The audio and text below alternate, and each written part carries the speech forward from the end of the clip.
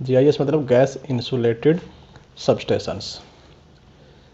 आजकल देखिए काफ़ी ये चलन में आ गया है कि जो ऑटोमोबाइल इंडस्ट्रीज़ हैं, फार्मा इंडस्ट्रीज़ हैं, इसकी लेस मेंटेनेंस की वजह से GIS को प्रेफर करना शुरू कर दिया है as a AIS, air insulated switch के जो आप मोस्टली बिजली घर में देखते हैं वो AIS है। ये हम GIS की बात कर रहे हैं। इसमें CT, PT, LA ब्रेकर सब एक बॉडी के अंदर इनक्लोज्ड होते हैं। तो इनकी वर्किंग क्या है, इस सब स्टेशन का एडवांटेज क्या है, डिसएडवांटेज क्या है, इसमें भी प्रॉब्लम आती है तो क्या क्या प्रॉब्लम आती हैं उसके बारे में आज हम इस वीडियो में डिस्कस करेंगे। तो दोस्तों शुरू करते हैं। Gas insulated switch gear. GIS substation क्या है? Gas insulated switch gear. इसमें हम SF6 गैस को यूज़ करते हैं। इसका इजी मेंटेनेंस है, कम जगह में ये लग जाता है, इसलिए इसको आजकल ज़्यादा प्रेफर किया जा रहा है। इसका वोल्टेज लेवल क्या क्या है? 11, 33, उसके ऊपर आप चले जाओ 132, 420 kV तक हम इसको अभी प्रेफर कर रहे हैं।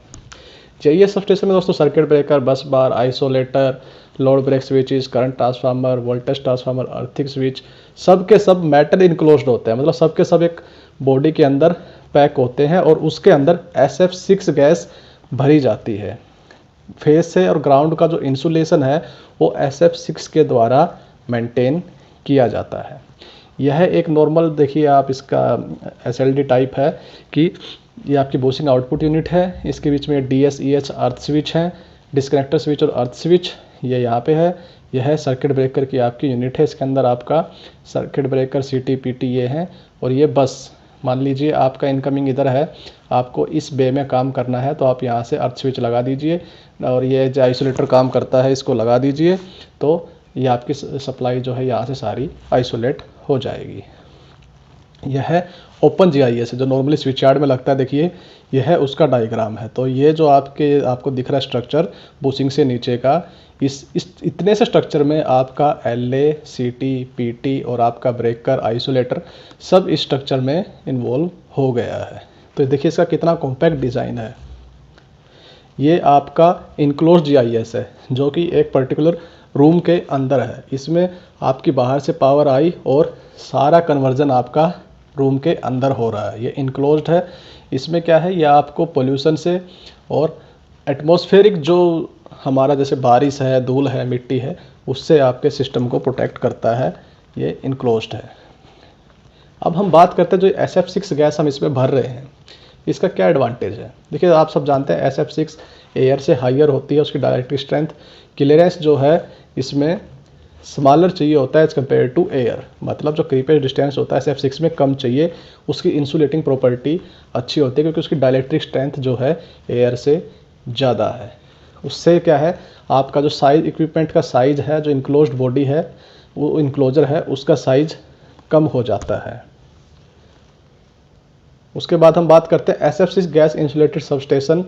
जो मैंने बताया कि कॉम्पैक्ट तो होते ही होते हैं और इनको ईजिली इंस्टॉल किया जा सकता है फ्लोर में, मल्टी स्टोरी बिल्डिंग्स में, अंडरग्राउंड सबस्टेशंस में, जहां आप चाहो वहां आप इनको इंस्टॉल कर सकते हैं। अब देखिए SF6 की कॉस्ट हायर है, लेकिन जहां तक उसकी कॉस्ट की बात करें, फ्लोर एरिया जो इसमें कम से कम चाहिए होता है, तो फ्लोर एरिया के खर्चे में SF6 की कॉस्ट को हम इसमें एस्टेब्लिश कर सकते हैं।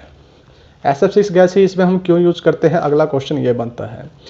देखिए SF6 हम इसमें जो GIS में यूज़ करते हैं उसका प्रेशर लगभग 486 kPa के आसपास होता है।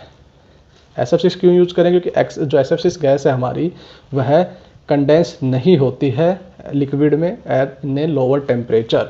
मतलब वो अपनी प्रॉपर्टी को लोअर टेम्परेचर में भी मेंटेन करती है। और SF6 की जो इंसुलेटिंग एबिलिटी है एयर से 2 से 3 गुना ज़्यादा होती है। और SF6 में जो आर्क को इंटरप्ट करने की, मतलब जैसे ही हमारे कॉन्टैक्ट्स के बीच में आर्क जब मेक और ब्रेक होते हैं, आर्क जनरेट होती है आर्क क्वेंचिंग के थ्रू, जिसको हम कम करते हैं ब्रेकर्स में, तो वो 100 गुना ज़्यादा होती है एयर से। इसलिए हम SF6 को यूज करते हैं।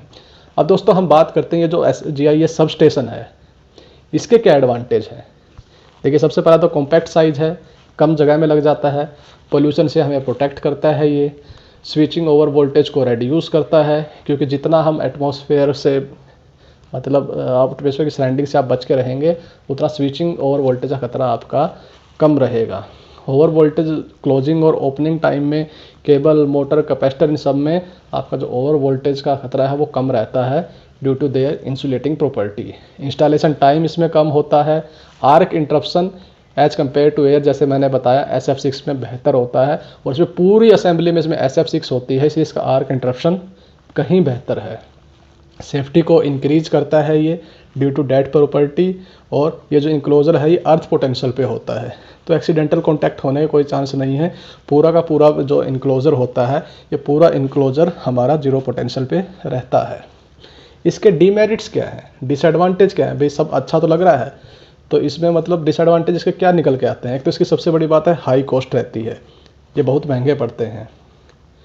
और इसमें जैसे ही कोई इंटरनल फॉल्ट जब GIS में होता है, आप बाहर से तो कुछ देख नहीं पा रहे हैं, तो जैसे ही इंटरनल फॉल्ट होता है इसमें एक्सेसिव डैमेज होता है, क्योंकि सारी की सारी असेंबली आपस में इंटरकनेक्ट हैं। और जैसे आप AIS में, जैसे मान लीजिए आपकी CT बंद हो गई, आपके PT में प्रॉब्लम है, आपके ब्रेकर में प्रॉब्लम है, तो आप इंस्टेंट हाइड्रा लगा के उसको रिप्लेस कर सकते हैं स्पेयर पार्ट से। लेकिन जब इसमें प्रॉब्लम आती है तो आपको पूरी SF6 को ड्रेन करना पड़ता है, उसके बाद उसमें वैक्यूम क्रिएट करना पड़ता है, मतलब उसके इस दौरान आप उसके पार्ट्स को चेंज भी करोगे, जो कि स्पेयर पार्ट्स इसका महंगा है। उसके बाद उस पार्ट्स को आप लगाओगे, उसके बाद आप वैक्यूम क्रिएट करोगे, गैस भरोगे, तो इसमें जो आपका बोलते हैं ब्रेकडाउन पीरियड है वो काफ़ी लंबा हो जाता है। जिस काम को हम 6 घंटे में कर सकते हैं इसमें हमें 2 दिन तक लग जाते हैं। सबसे बड़ा डिसएडवांटेज इसका यही है। नेक्स्ट डिसएडवांटेज की बात करें, इसमें जो हमारी क्लीनिनेस की रिक्वायरमेंट है वह काफ़ी ज़्यादा हो जाती है। डस्ट और मॉइस्चर जो है इसके इंटरनल फ्लैश ओवर को बढ़ावा दे सकते हैं, इससे हमें इसको बड़ा प्रोटेक्ट रखने की ज़रूरत होती है। मोस्टली इस तरह के सब स्टेशन जो हैं वो इंडोर होते हैं, इनके लिए हमें सेपरेट बिल्डिंग की ज़रूरत पड़ती है। ये कन्वेंशनल आउटडोर सब स्टेशन की तरह जनरली नहीं होते हैं। इसके लिए procurement of gas, supply of gas, इस तरह का कंसर्न हमारा हमेशा इसमें बना रहता है। हमें एक पर्टिकुलर स्टॉक जो है गैस का मेंटेन करना पड़ता है। देखिए इसके स्पेयर पार्ट्स तो महंगे हैं ही, गैस का स्टॉक भी आपको मेंटेन करना है, लेकिन इसका सबसे बड़ा डिसएडवांटेज ये है जब भी इसमें प्रॉब्लम आती है तो ऐसा होता है कि आप सर्विस इंजीनियर के भरोसे बैठते हैं। अगर आपने एक बार इसमें काम कर लिया तो फिर भी आप इसको आप मेंटेन कर सकते हैं, नहीं तो जैसी प्रॉब्लम आई सर्विस इंजीनियर आपको विद इन द कॉल नहीं मिलता है, तो उस दौरान आपका जो प्लांट है वो ब्रेकडाउन में रहेगा। ये इसका सबसे बड़ा डिसएडवांटेज है इस सिस्टम का, कि ये मैन पावर फ्रेंडली नहीं है। हमारे यहाँ की मैन पावर को इसका इतना एक्सपीरियंस नहीं है, हम सर्विस इंजीनियर के भरोसे इस पर काम करते हैं, जिसमें ब्रेकडाउन के टाइम काफ़ी डिले हो जाता है। तो दोस्तों ये आज मैंने GIS के बारे में बताया था, जो कि मोस्ट पॉपुलर आजकल हो रहा है, काफ़ी इंडस्ट्रियाँ इसको लगा रही हैं। तो इससे आपको एक बेसिक नॉलेज मिल गई होगी कि GIS क्या होता है और AIS से क्या डिफरेंस इसमें रहता है। तो अगर